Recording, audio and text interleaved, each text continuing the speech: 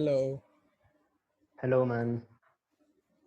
I have a problem, Santosh. Why do you always have the most unenthusiastic hellos when we're video calling? In person, you'll like jump probably to make up for your short height, but it's Yeah, like agree. every time we video call, he has like the most dead expression. Yeah, hello. What have you guys been reading this week or these weeks or whatever? I've lost the concept of time. What's going on? I read this very interesting paper by I think Peter Freund and some Russell, and it is about dynamics of dimension reduction. So to go over the content of that paper, we need to consider one of the important, in some sense, problems in string theory, which is compactification of the extra dimensions. So, Right. like you guys might have heard that in string theory, we require more dimensions of space than what we observe in our universe.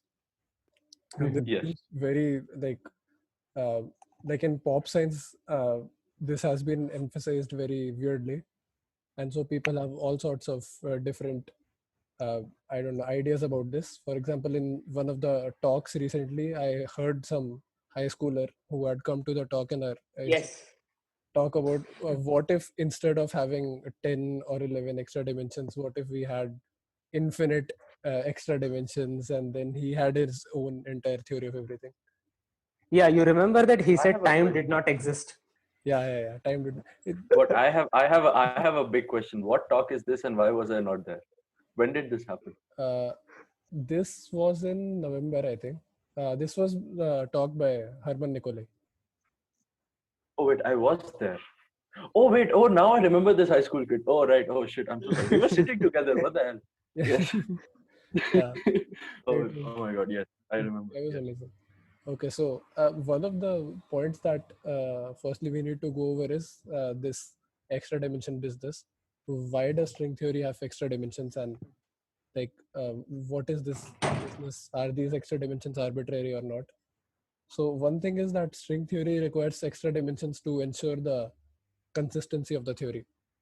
So for example, if you write down a theory of strings, like instead of particles you have strings, and these strings, they just, I don't know, they have some dynamics, and you start quantizing this theory, you realize that this theory, in order to be quantized, the only possible way to achieve this, like the consistency condition, is that the spatial dimension should be 26. And this is in some sense related to anomaly cancellations in string theory. But if we take a closed string theory, there will be gravity on your voltsheet. So in some sense, it already contains a theory of gravity. And if there is a theory of gravity there, you will have some kind of a Weyl anomaly. And to cancel that anomaly, the condition required is that your number of spatial dimensions has to be 26 in a bosonic string theory. While if you had fermions, you can, in some sense, reduce this number and get it down to 11 or 10, Yeah. depending upon the type Super of simple. string. So yeah, so the point is that to maintain the consistency of your string theory and to cancel all the anomalies, you require the number of spatial dimensions to be more. And this is not as bad as it appears, because for the thing that we know is that the number of spatial dimensions and a one-time dimension that we have is 3 plus 1. But have like the fact that string theory gives us more spatial dimensions is not bad, because we can imagine that these extra dimensions are in some sense very compact and have a very small radius. So effectively, any effective theory that we write down will be blind to these effects until we probe it to very high energies. And of course, that's why we do not observe this, these extra Right. dimensions. And one of the earliest attempts at this kind of a theory was done by Kaluza and Klein in 1919, I think. Yes. And Yes. it was Electromagnetism and gravity. electromagnetism. It was very, it's a classic paper. It's an amazing paper. Have you read it? Like it's like, Yes. so the Yes. arguments are so beautiful. They just It's extend one of your, the most beautiful things I've ever read. Yes. yes. And I think that was why even Einstein was like drawn towards Yes, yes. those kind of ideas. So in his final years, he was working on some unified field theory, and in his mind, he always had this Kaluza-Klein approach in his mind. Although he was like that the unified theory thing was very far ahead than his time. So no If I one. if I remember correctly, the failure of Kaluza-Klein theory in some sense lied in the fact that the left-handed and the fermions of different chiralities uh, are coupled differently in case of weak interactions, and the theory could not account for that. Right. So this Yes. is one of the like reasons why Kaluza-Klein theory is not very viable phenomenologically, because it does not account for this chiralities of the fermions. For example, as Amartya pointed out, in weak interactions, the different chiral fermions interact differently. But like in recent years, people have found ways to overcome these difficulties. For example, Witten, he published a paper about how you can have these chiral theories in these compactified string theories. So those are like point is that you can sort of think about ways in which you can have viable phenomenological theories. But the point is that it was a very interesting, clever idea. You have, instead of 3+1 space and time dimensions, you have a 4+1 system where this fourth extra dimension is now compactified in a circle. And if you write down your theory of gravity here, you realize that since this extra dimension is compact, you can expand it out in a in a sum of Fourier modes, and then you realize that your whatever gravity, the metric field that you have, it decomposes into a spin 2 field, which is your gravity, then a spin 1 field, which is electromagnetism, and a scalar field, which is usually called the dilaton. And as Amartya pointed out in the last episode, it might account for inflationary effects. So Yes. so it was a very clever theory and very interesting approach. So this paper that I was reading, called Dynamics of Dimension Reduction by Freud, this is in some sense another very clever paper in which this guys have pointed out how you can actually have dynamical compactification in your theories. So uh, their premise is, suppose you have some quantum field theory, or it's not even a quantum argument. The arguments that they make are, they're purely classical. So they just rely on classical arguments to show that, suppose if you have some quantum field theory where you have three spatial dimensions, one time dimension, and some extra dimensions. So by just classical arguments, you can show that in these theories, you'll always have some preferential compactification of your dimensions. So the point is that if you have a manifold which has more than three spatial dimensions, and you have some kind of theories on your some fields on your manifold, these fields will conspire to cause preferential compactification of the dimensions. So I'll explain what this thing actually means. And the way to explain this is to give an illustrative example. Suppose you have some d-dimensional manifold, and this d is contains one time dimensions and d minus one spatial dimensions. Okay. Now, suppose you can write down this d-dimension manifold as a product of two, like as a direct product of two manifolds, whatever that means. So suppose you can write this down as m d minus 2 cross m2.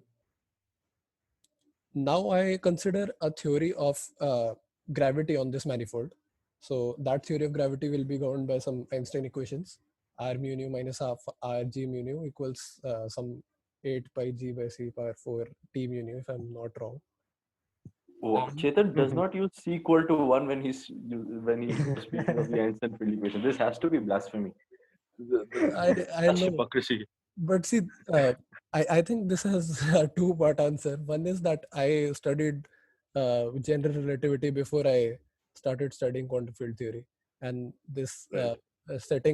working in natural units is not prevalent in those general Dude, relativity. c Also, c this is a equal very to 1. beautiful equation. Like this is a mouthful, but it No, is, but you're not allowed to. You're not allowed to remember the 1 by c power 4 factors. yeah, None of us are.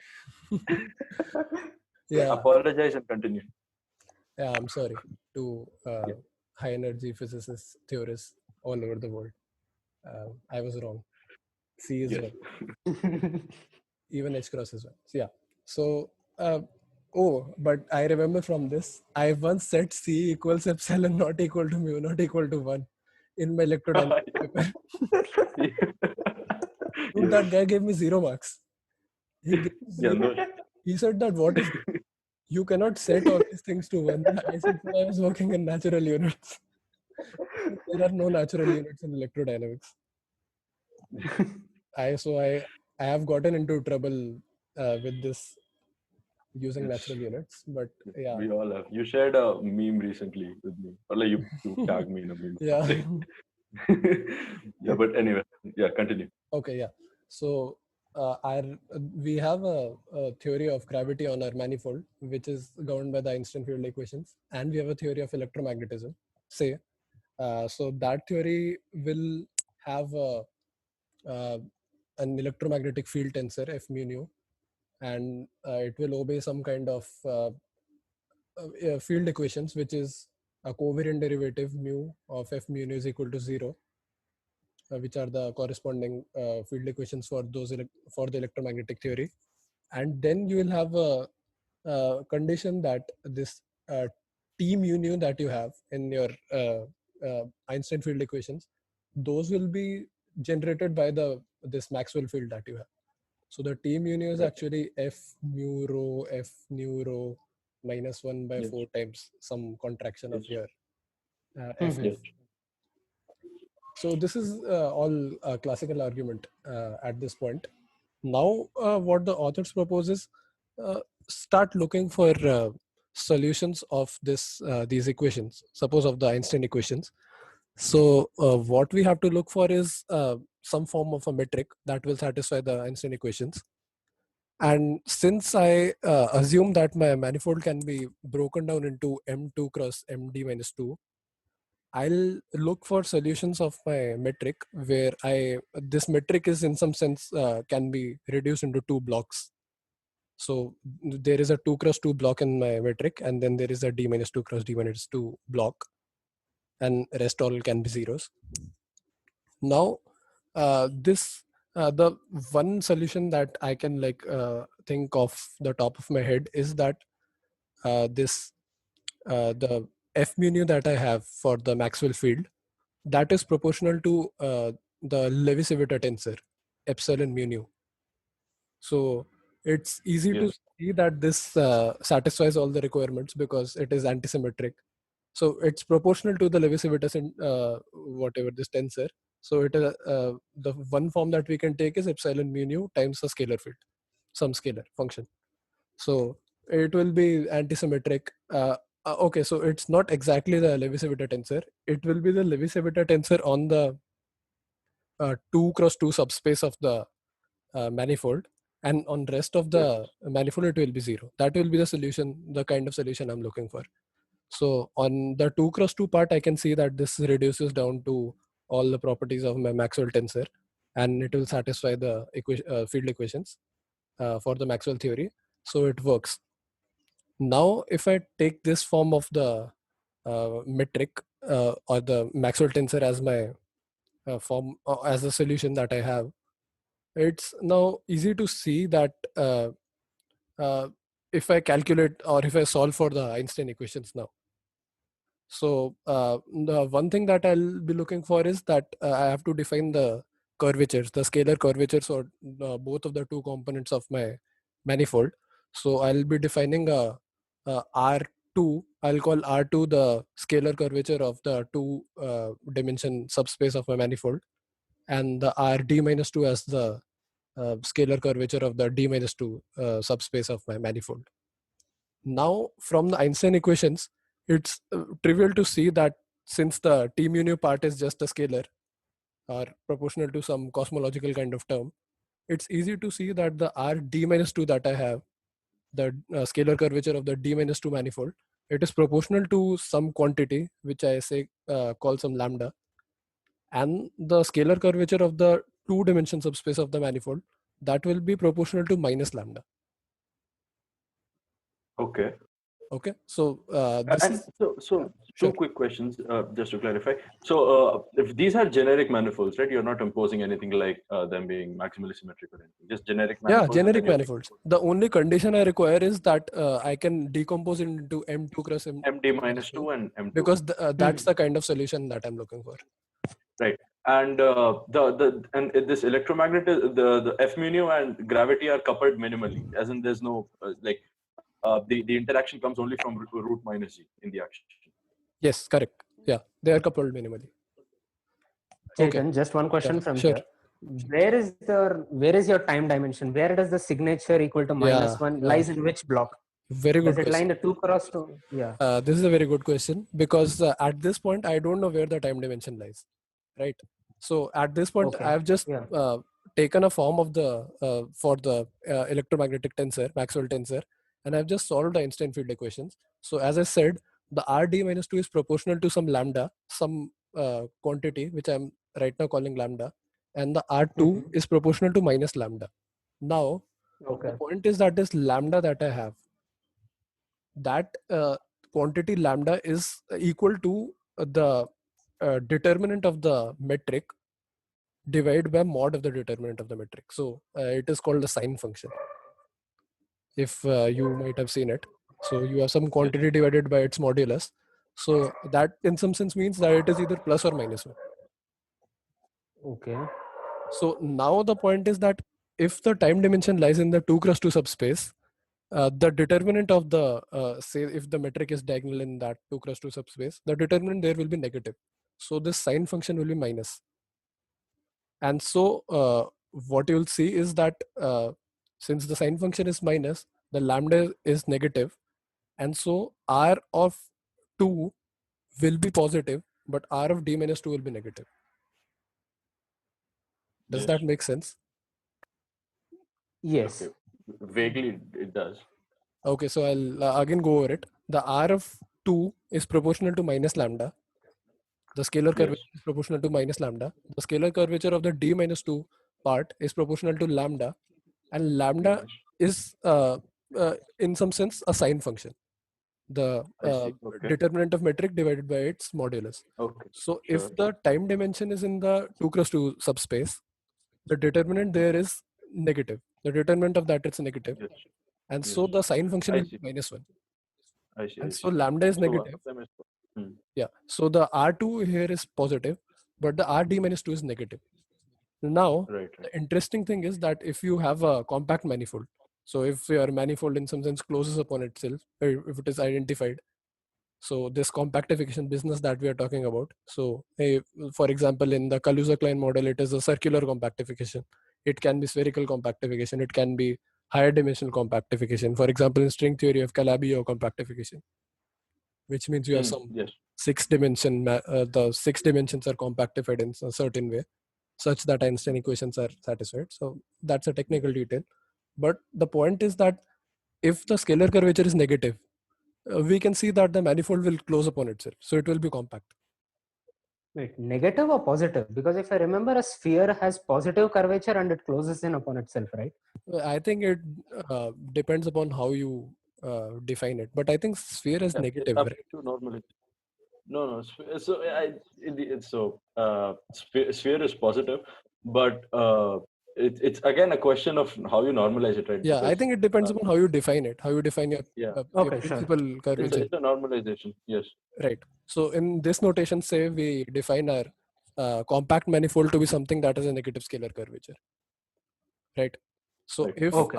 our this d dimension manifold that we're talking about, suppose if the d was greater than 4, then we found out that the 2 cross 2 subspace and the d minus 2 cross d minus 2 subspace, they have opposite scalar curvatures. So what we observed was that if the time dimension was in the 2 cross 2 subspace, the rest of the d minus 2 cross d minus 2 subspace of the manifold, it compactified. So It's if very interesting. so this is interesting because we know that like we don't know, but generally when we take these theories that have extra dimensions, we never compactify the time dimension, because one thing is we won't even know what that means if the time dimension is compactified. So generally, like on physical principle, we always take the time dimension to be in the non-compactified part. And this argument shows that like you can have some classical arguments uh, according to which you can like dynamically see that wherever the time dimension lies, that subspace of a manifold cannot be compactified and the rest of the dimensions will be compactified. And then No, what? Yeah, sure. Go I ahead. have a question. So you said that we don't compactify the time dimension. So I mean, I know that you don't. It's not usually done. But for example, when you do Wick rotation is essentially compactification of time. So it's Right. not that you don't do it. No. So point is, we don't consider physical theories where the time dimension is compactified. So whenever we do this Wick rotation, we never say that this is a physical theory. We always say that this is a Euclidean continuation of the theory. We are trying to solve our theory in this Euclidean framework, so that later, whenever, like if we find a solution, we can try to analytically continue back to our Lorentzian. I see. Yeah, it's an analytic continuation from a Lorentzian metric to a Euclidean metric. Right. But then this is essentially what's happening to your manifolds too, right? One of them has something like a Lorentzian signature, and one of them has a Euclidean signature. If one of them does not have a time dimension. Yeah, exactly. This is the like more or less the argument will boil down to that. But and then the rest of the argument will be that the manifold that has Euclidean signature will be compactified, and the one that does not have, which has a Lorentzian signature, that will not be compactified. But this was the like a very classical and very interesting argument that they made about dynamical compactification of the extra dimensions. I loved this paper. This sounds very interesting. Also, so electromagnetism has a, I mean, so for example, do you guys know this? In 3D, if you have, for example, okay, so we discussed last time that electromagnetism is scale invariant, right? It is scale invariant classically. Only in D equal to 4. No, it's scale invariant, I think, even quantum mechanical, but only in D equal to 4. You cannot construct the virial in other dimensions. Right.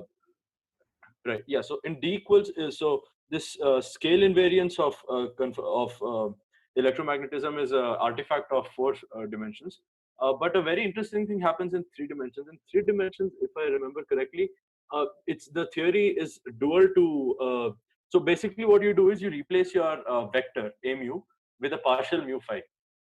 So normally you would think that this shouldn't make sense because because mu is a proper 4 vector. It's a spin 1.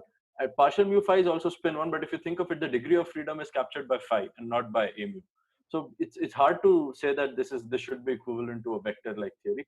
But the thing is, in D equal to 3, there is a hidden symmetry where if you replace mu by partial mu phi, and you define f mu nu as like a Levi-Civita epsilon mu nu rho sigma partial sigma phi, then this is it's conformally invariant in D equal to 3. So basically, so just to rephrase, in D equal to 4, your electromagnetism with your a mu is conformally invariant.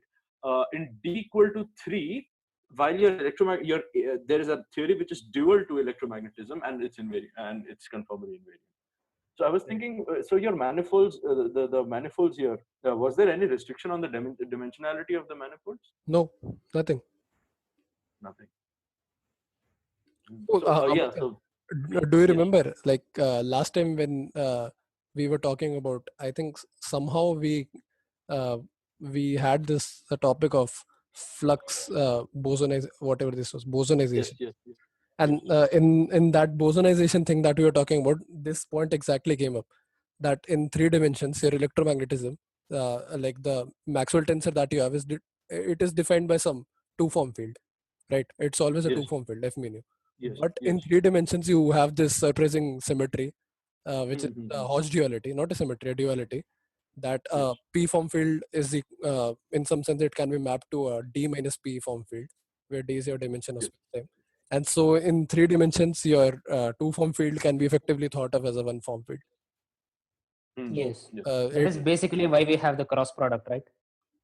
In 3 dimensions. Right. The cross product is the manifestation that we can think of the cross product as a vector just in 3 dimensions.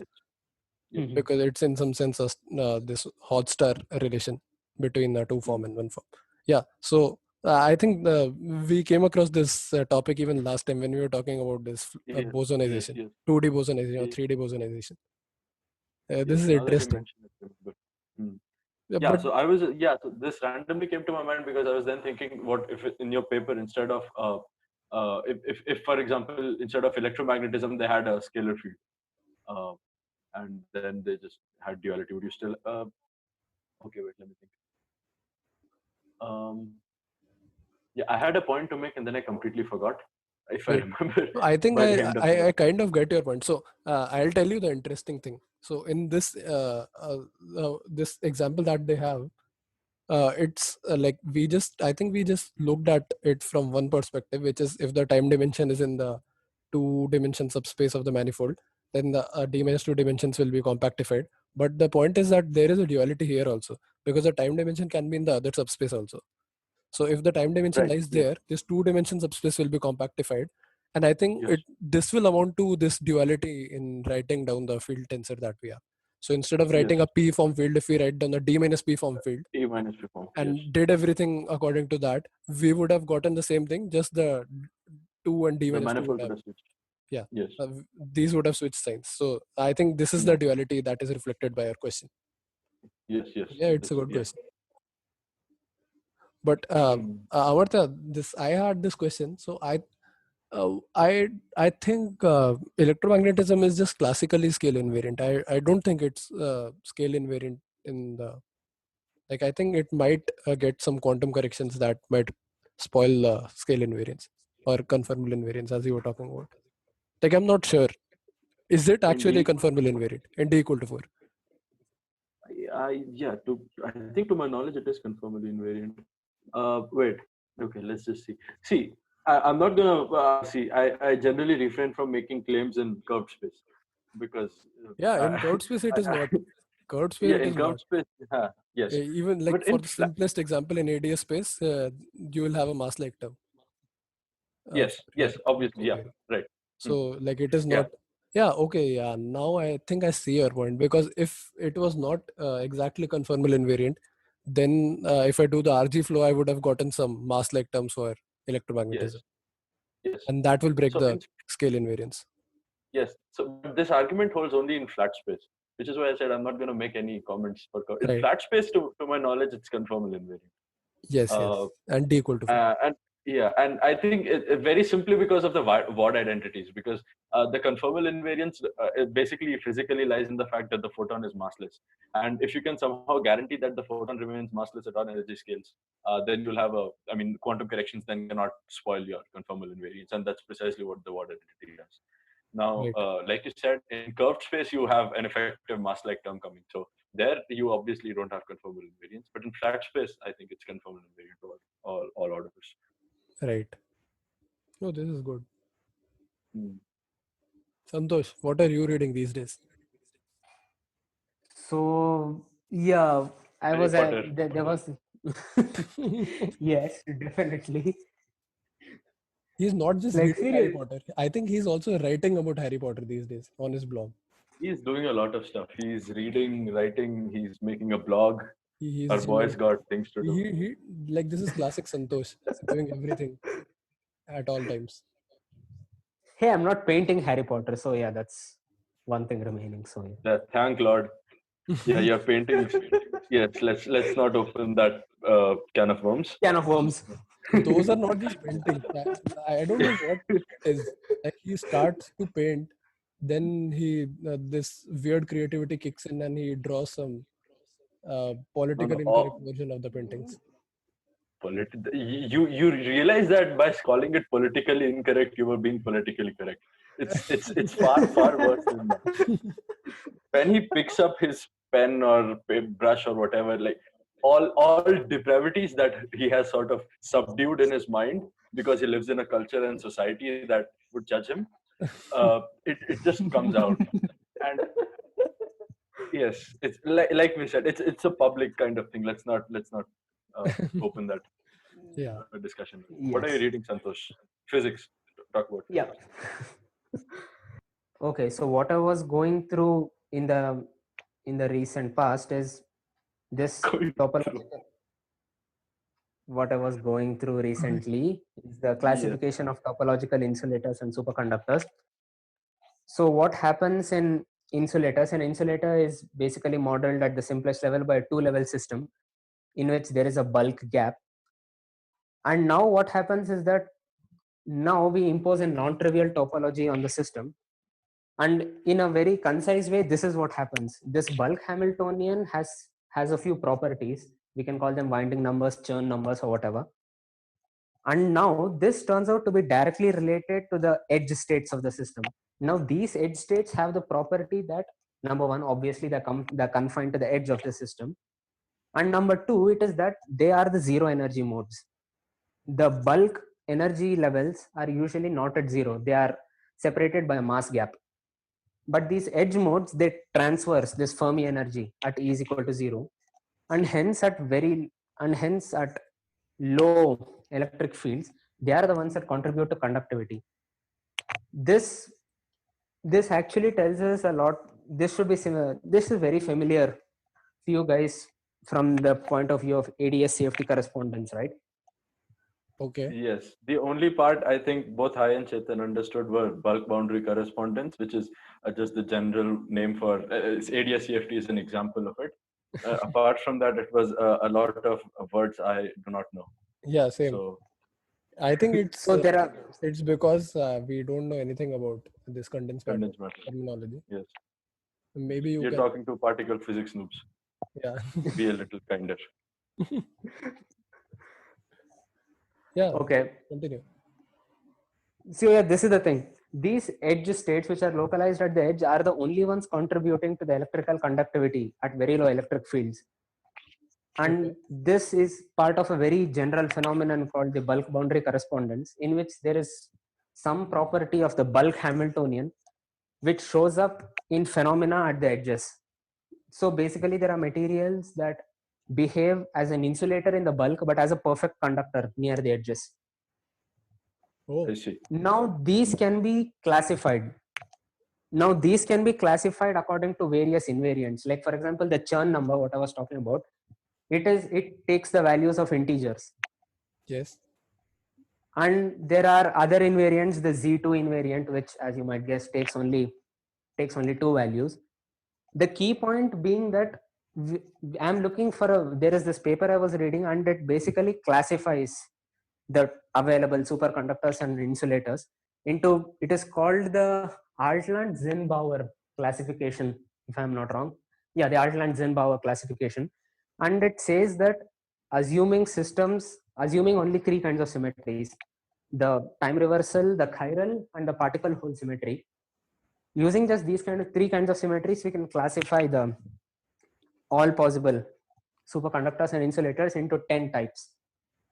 And this is actually an extension of the threefold classification given by Dyson. I tried to go through the original paper by Dyson, and what Dyson does is what Dyson does is this. Usually what we do is that we have a given Hamiltonian and then we try to study its symmetries. What Dyson does is actually quite the reverse. He takes a few symmetries as given and then asks us to consider the ensemble of all possible Hamiltonians which show that symmetry. And he does it using a sort of random matrix theory approach. And yeah, I did not get too far with it.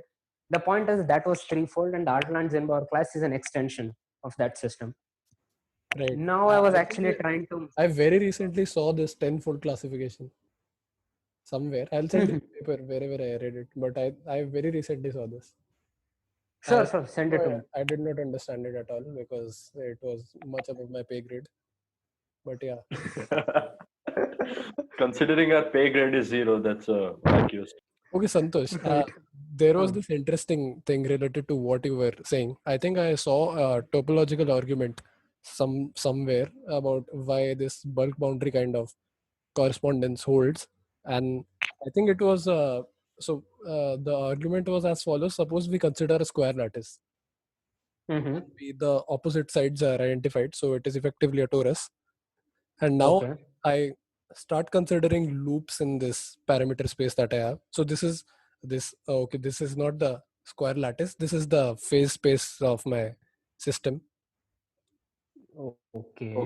Whatever that means. Or this. What? You can't just say that and say whatever that means. No, I think in condensed matter. So in a sense, your phase space is compactified. Yeah, Are somewhat. we talking about I, a lattice I don't know in what is which we condensed have matter people. periodic boundary conditions on both They edges? yeah. So it was. I think it was somewhat similar to this block condition that we have in regular solids, right? That if we have periodic potentials, Mm-hmm. and so whatever our wave function is continuous, I think it is a continuation of this in 2 dimensions. Like the idea is a continuation to that. So we consider a 2D Okay, go solid, I on. think. And so Mm-hmm. the phase space for that kind of a system is a kind of a torus, which is a square thing but identified. I think you guys call it something different because it's not a phase space, but for you it is position and k, the wave number. So you call it something different. If I'm not Okay, go on. Go condensed on. matter people, Yes. they have some weird terminologies, but they consider something like a phase space, and then they consider the paths on this phase space. So what the kind of the configurations of the system on your phase space, and what they realize, you can have two kinds of configurations of the system. One is if I consider these configurations as the paths on this phase space, then these paths, they start from this is effectively a closed path inside the square thing I'm visualizing. That would Okay. correspond to some kind of loops on the torus that do not enclose Right. any hole of the torus, right? Okay. And the other kind of paths or the configurations that I can have is some uh, these paths that go from one side and through the other side. So effectively they correspond to winding around these holes of the torus. So Yes. basically contractible and non-contractible loops. Exactly. So these are the Yeah. two kind Go of on. systems or whatever configurations that I can have in my system. And then what Mm-hmm. the thing that the guy was trying to hint at, if I was not wrong, was that in these so you if this winding number of the whatever this configuration that we have, this is Mm-hmm. a topological invariant of the system. And so Mm-hmm. this would there is some physical quantity that corresponds exactly to, like, it's proportional to this winding number. And so Yes. effectively I have a physical quantity that is proportional to a topological invariant. And now Yes. if I consider the bulk of the system, which is the Mm-hmm. bulk inside the torus, inside means on the surface, whatever, the bulk of the square Mm-hmm. thing I'm visualizing, and the boundary, Mm-hmm. which is the some things that is the environment, and maybe it includes some part of the torus. Then if I Mm-hmm. consider the configurations or the configurations of the system in around this boundary region, it will always be proportional to zero ending number because it is not enclosing the torus at all. And even if it is like in some sense proportional to the contractible loops. Yeah. The contractible loops have trivial topology. Yeah. Yeah. Mm. So the point that the guy was trying to make is that if when you go from the bulk to the boundary in these kind of materials, you Mm-hmm. like there is a drastic change in the some topological invariant. Right. And that Right. would in some sense correspond to a drastic change in a physical quantity. And Hmm. so in order to avoid this like a drastic change in the physical quantity, you need some kind of new behavior at the boundary of the or the interface of the bulk and boundary that will account for these weird characteristics of the system. And I think that was the uh, this conductivity, edge conductivity that you were talking about. I think the guy was Yes. Yes. talking about something similar. But You're this probably talking about the particle pump. So basically, what happens is that we what change the parameter, the particle pump. I have no idea what that is. It sounds like a movie thing. Something a Particle pump. particle accelerator, as I don't know. Yes. It's not a physical thing. The Oh, a particle okay. pump is not a physical thing. Wow. Okay. Okay, Santosh, go on. So what we do is we have the parameters of the Hamiltonian of a lattice changed very slowly so that a particle can be transported from one lattice side to the next. Now we consider what happens when the particle reaches the edges. Now, because of the unitary nature of time translation, we say that the particles in the positive energy states, they move to the right, say, then the particles in the negative energy states, they have to move to the left. Now what happens at the boundaries is that they have to be states which take a state at the right and convert them to take a right moving state and turn them into a left moving state. These are the edge modes of the system. Like, yeah, it That's seems. okay. I've seen this That's okay. argument But somewhere, but what do you Yeah, mean yeah. by particles in negative energy states? yeah, What exactly. like you just discredited all of quantum field theory. What? How do you have No, particles in negative energy states? no, it's not the, okay, you consider the Hamiltonian we usually consider is simply di into sigma I being the polymatrices. There are a band of states above. The energy spectrum is simply E is equal to plus or minus the magnitude of the D vector. Okay. So the I plus, think what you're talking about here. So Amartya, if I'm so generally what we know is that in quantum field theory, if we want to interpret these negative energy solutions, we use this Feynman trick that we put this negative sign into the time part, and we think of it as particles with positive energy going back in time, right? Like this is the interpretation. That's well known, and it's also well known to be wrong. But the point is, all particles or antiparticles, all excitations of your quantum fields must have positive energy values. That's like your basic requirement. No, You can have negative frequency they solutions, they have but that does. no, they have positive energy. This is correct. What I'm talking about is that this picture that Santosh is trying to paint, you can intuitively understand it like that. That suppose you have positive and negative energy solution instead of these positive and negative frequencies, and then you can think of this left moving and right moving parts that he was talking about. So this is just a kind of a mental picture that you can think of. Of course, it I see. physically like it does not make I any. see. Why will you have I see. I think, or maybe it's more like what you do when, for example, when you're considering the 2-point function or the correlator. None of the part you can sort of interpret this as all possible states being traversed through between those two space-time points, and then you're averaging them out. Right. But the thing is, these states are not real physical particle states because they are not on shell. They don't have positive Yeah, energies and all yeah. I that. So think maybe it's that's what somewhat he means. similar to that. You're not talking about like physical excitations of quantum. You're just talking about virtual particles or whatever. They're just Correct. particles. Correct. Yeah, you have not quantized or anything. Okay, sure. Yeah, Got it. I Sorry. think this is what Santosh means. Santosh, correct me if I'm wrong. and I was trying to explain this entire notion of the bulk boundary correspondence. Chetan, you had started off with this interesting behavior at the edges, right? So this is the interesting behavior at the edges. At the edges, a right moving particle is converted to a left moving particle, and vice versa at the other edge. So turns out that these states have crossed the bulk boundary, and they are the only states that contribute to conductivity at low electric fields. That Right. is, If I'm Santosh, I see. if I'm not wrong, I think this is also this also relates to the chiral anomaly in these systems, right? I do not know much about the chiral Yes, anomaly, yes, man. yes, yes, yes. Yes, it's the positive. Yeah, it's nu plus minus nu minus basically. Yeah. So this is the Yes. chiral anomaly. Atiyah index. Would be, so I think Santosh, you should look into this anomaly business also, because I think that will also be helpful in. I've seen somewhere that these chiral anomaly is used to classify these states that you have. Yes, yes. Thank Positive. you, Chetan. Actually, it is actually the chiralities of the particles that actually differ at the two edges. So yeah, yeah. Thank you, though. And this left moving, right moving is it's exactly your what's the index called, Chetan? Atiyah index or Yeah, Singer Atiyah index Singer, or Atiyah Atiyah Singer? Singer Yeah, index. Atiyah Singer index. Yeah, Okay, it's okay. exactly the Atiyah Singer index, which is exactly your chiral anomaly. Like, But Santosh, one thing that I was confused about was that in uh, this bulk boundary picture that you were trying to paint in condensed matter case, this does not seem like the bulk boundary correspondence in ADS-CFT sense, for example.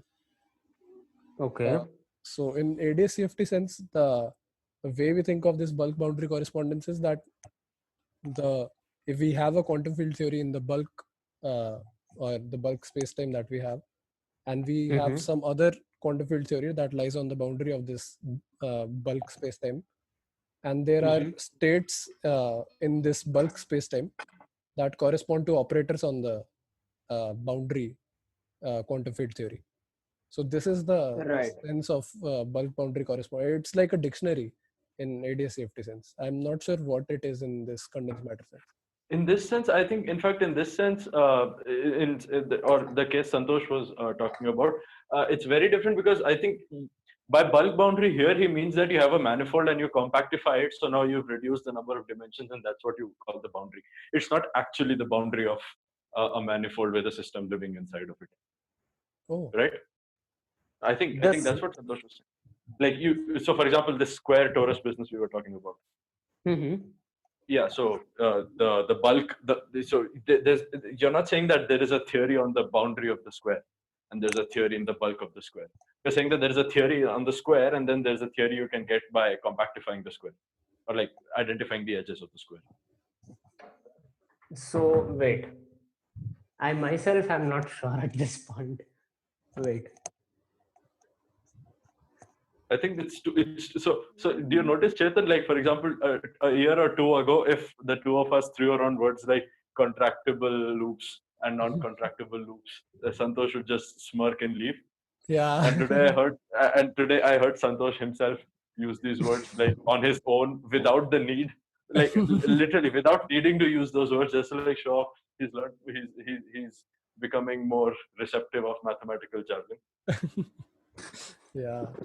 I think in fact, so this is something I think we've talked about at some point. Many people, it's not that they, for example, let's say somebody, I'll not use physics as an example because then it will become a personal attack on all of us.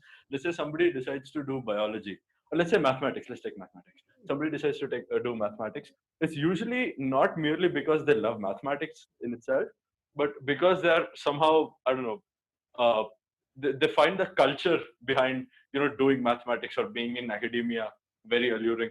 So you have these images of mathematicians on boards and whatever because of these biographies and books and movies you see.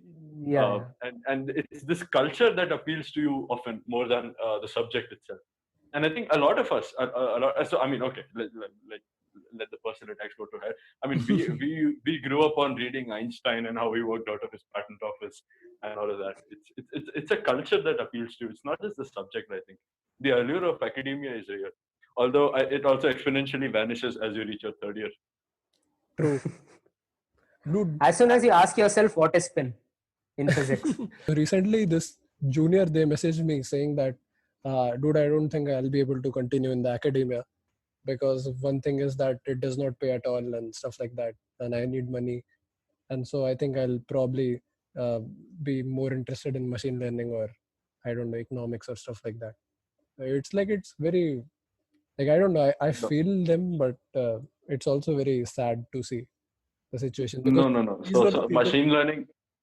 These were the exact people who till last year were talking about doing some, I don't know, good physics, high energy physics, or maybe they were even interested in string theory in the first year.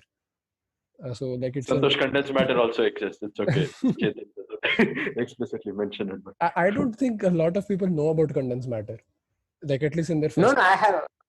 I have noticed first years in the elevator discussing. If I remember, what was it? It was fractional quantum Hall effect on curved space-time. I think What? I remember this. Yes, I explicitly remember this. Santosh, please. Like I have enough difficulties in life. I don't need to. Wow. Dude, but yes, they were actually discussing this. Honestly, I did not know about condensed matter. Like I had heard about solid state physics, and I think condensed matter is very related to that. But like this idea about condensed matter physics, like this was at least clear to me in ICER only. Like at ICER, I realized that a lot of people were working on condensed matter, and it is actually like one of the most popular fields in physics right now. Because you have because the problems are like sort of short and solvable, so you can be more productive in the sense you can do more of them in more time. In high energy, problems are usually very involved and they take a lot of time too. So, but anyway, this machine learning business, I think, okay, unpopular opinion, please people don't hate on me for this. I think it's just a fad which will go away.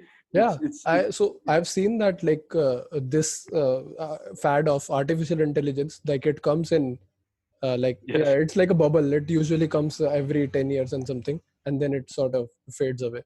So initially, like it came in 1970s when people started making these engines for playing chess, these games, and they started beating Garry Kasparov and stuff like that.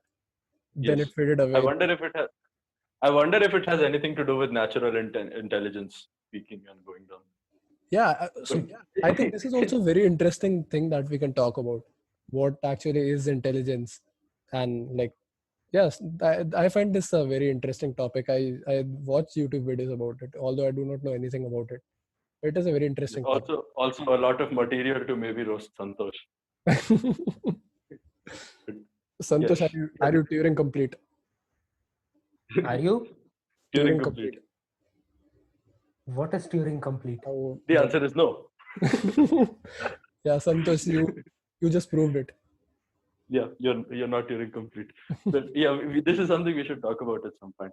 But also, I think So guys, I'm sorry, but I need to go make myself a coffee now, or I'll just pass out any moment. So let's Sure, let's sort of end here. let's Sure, end this that's here. fine. So, Okay, bye-bye. bye. Santosh, please be Bye-bye. more enthusiastic next time. Yes, I want a proper warm hello from you next time. Talk to Gautam if you want to, and like whatever. We should get those guys. We should get those guys on here sometime soon, man. Yeah. Yeah. Yes. Okay. Chalo, bye-bye. Bye bye. Bye bye.